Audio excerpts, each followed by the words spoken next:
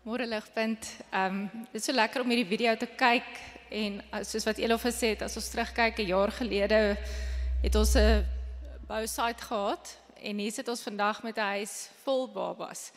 En ons prys die Here vir sy goedheid en Daybreak. Die Here is uitsonderlik goed vir ons en ons wil vir hom al die dank en die eer gee. Ons wil ook vir julle as ligpunters, daar is ongelooflik baie mense van Ligpunt betrokke by Daybreak, of hulle kom speel met die babas, of hulle kom gee geld, hulle doen fondsinsameling, so ons wil net vir almal wat van Ligpunt betrokke is by Daybreak net baie dankie sê.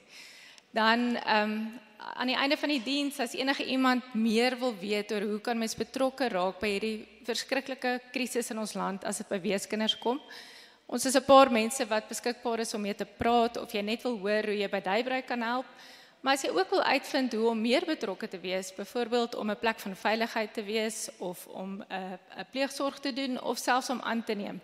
Wil jy en Elof, Elof is hier so, ons is hier so, Celeste en Gert is hier, en gaan ontmoet vir Tinus en Marlene, hulle is ons huisouers van Daybreak, die Here was vir ons met hulle ook baie goed gewees, hulle sit daar agter. So gaan groet vir Tinus en Marlene ook, gesels bietjie met hulle en hoor maar net hoe is dit om na 6 babas die hele tyd te kyk. Maar vanoggend wil ons graag met Louise en Robert bietjie gesels. Van julle sou dalk gesien het, hulle het 'n kind ryker geword hierdie jaar en ons wil graag vir Louise en Robert en William nader roep om met hulle bietjie te gesels. Daai mannetjie lyk soos 'n gewig. Hallo julle. Ag, ons is baie bly julle het tyd gemaak om vanoggend bietjie met ons te gesels.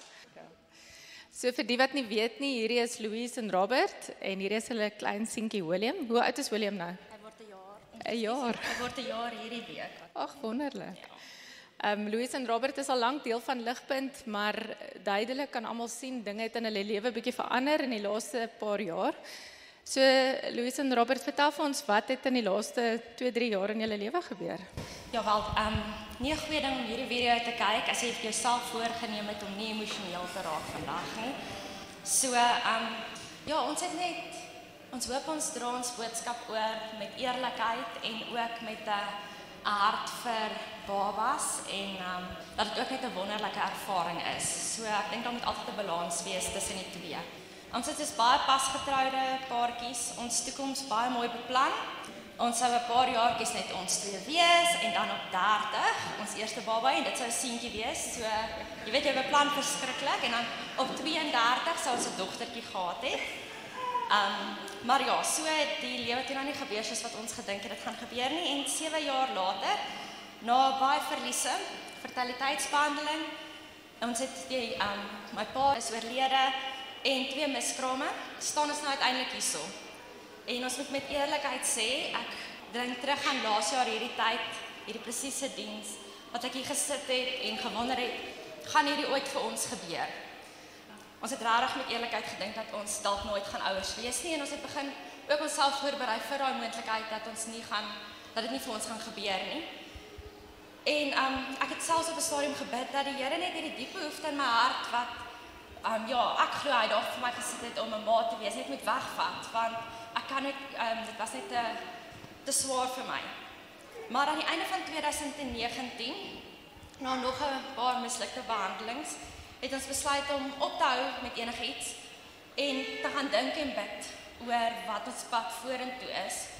En soos almal weet het 2020 toe nou regtig uitgedraai as 'n jaar waar mense moes gaan dink want niemand kon jou in elk geval sien of jou plan nie.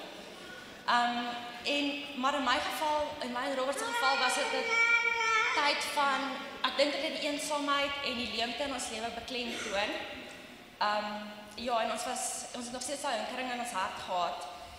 So, interessant genoeg daardie jaar was daar baie dele uit die Bybel en preke en boeke wat ons gelees het wat ons aangespreek het oor aanneming en hoe Jesus ons aangeneem het. So, ons het ook toe besef dat ouerskap nie noodwendig biologies hoef te wees nie. Ons het ook toe nou na die strengste lockdown reëls het ons bietjie met David en Marley gaan gesels wat ook baie vrae van ons beantwoord het.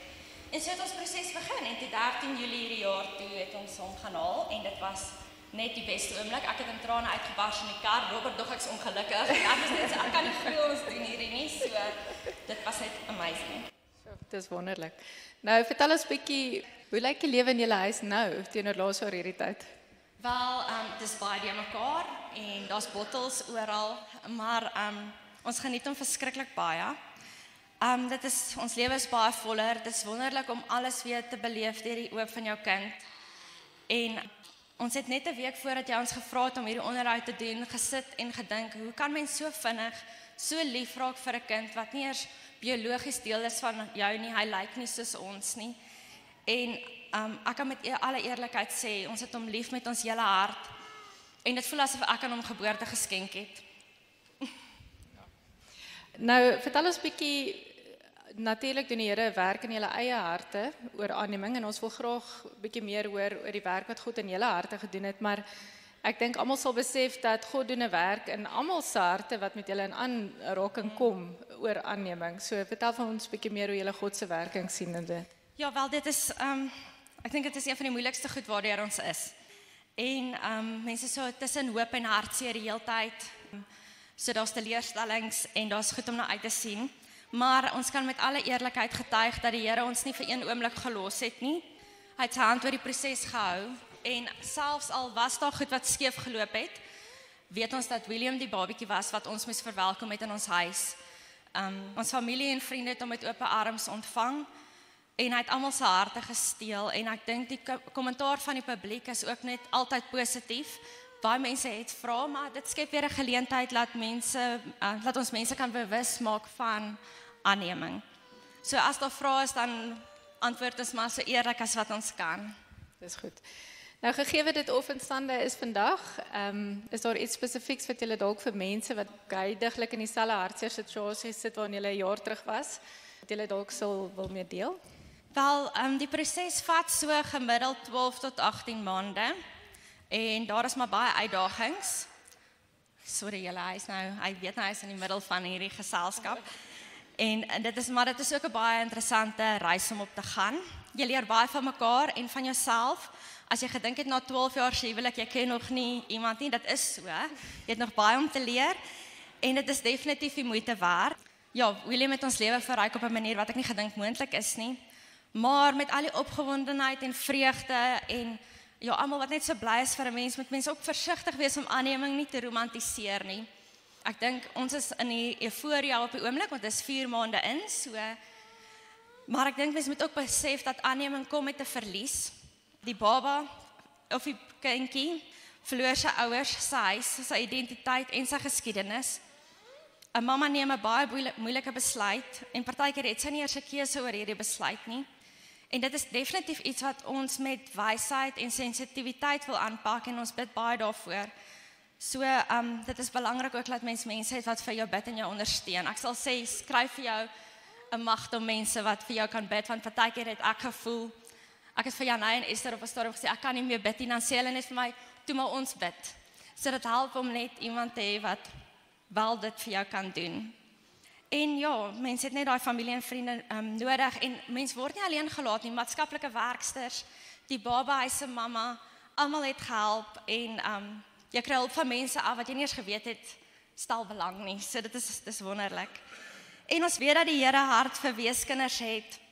So indien jy wel dit voel op jou hart om hierdie te doen, sal ek voor jy moet nie huiwer om vrae te vra nie, bid daaroor. En ek en Robert het ook net besef, as die Here daai gevoel of daai behoefte in jou hart gesit het, moet jy gaan daarvoor.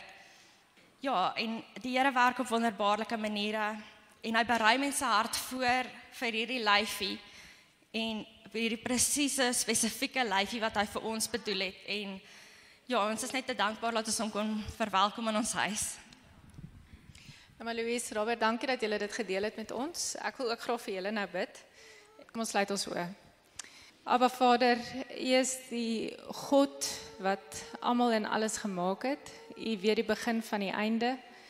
U openbaar Uself aan ons in die woord as 'n Vader wat lief is vir sy kinders en reg deur die skrif lees ons van hoe dit U hart is om vir die weerloses, die vaderloses en die weduwees te sorg. Ons prys U naam dat U ons aangeneem het in U familie in, dat U ons deel gemaak het van U familie. Ons dankie dat ons vandag hierdie storie van Louise en Robert en William kan hoor en kan weet dat dit 'n mooi storie is wat aan die begin van tyd geskryf is deur U. Ons bid vir hierdie gesin, ons dra hulle op aan U, ons vra dat U hulle sal veilig hou in die hande, ons bid dat U hulle sal lei op hierdie pad van ouerskap, ons bid dat U hulle sal seën met oorvloedige wysheid, Vader, dat hulle altyd U stem so duidelik sal hoor. Vader, ons bid vir William ook, en soos dat hy groot word, dat hy U sal leer ken, en dat hy sal altyd weet dat sy storie is 'n perfekte, wonderlike storie wat geskryf is deur U, Uself. En Vader, wil ons vandag bid vir die massiewe krisis in ons land rondom weeskinders. Ons wil bid en vra dat die mense sal oprig, dat die kerke sal oprig, om hulle hande op te steek, om te sorg vir hierdie weerlose kinders, Vader. Help ons om nie net met woord nie, maar met daad en aksie oor te gaan, om vir die regte van hierdie kinders, wat so weerloos en oorgelaat is, te veg, Vader. Help ons om te weet dat dit U hart is, om vir hierdie kinders op te staan en te veg. Vader, ons bid ook vir Tim, wat vanoggend vir ons die woord bring, en rondom aanneming en weeskindsorg met ons gaan praat, en ons bid dat U hom ook sal seën in hierdie oggend. Dankie vir sy bereidwilligheid, en dat hy ook vanoggend hier is om met ons te kom praat. En ons prys U naam, dat U ons Vader is. Ons prys U naam, dat U vir ons lief is, en ons dank U, dat ons deel van die familie mag wees. Amen.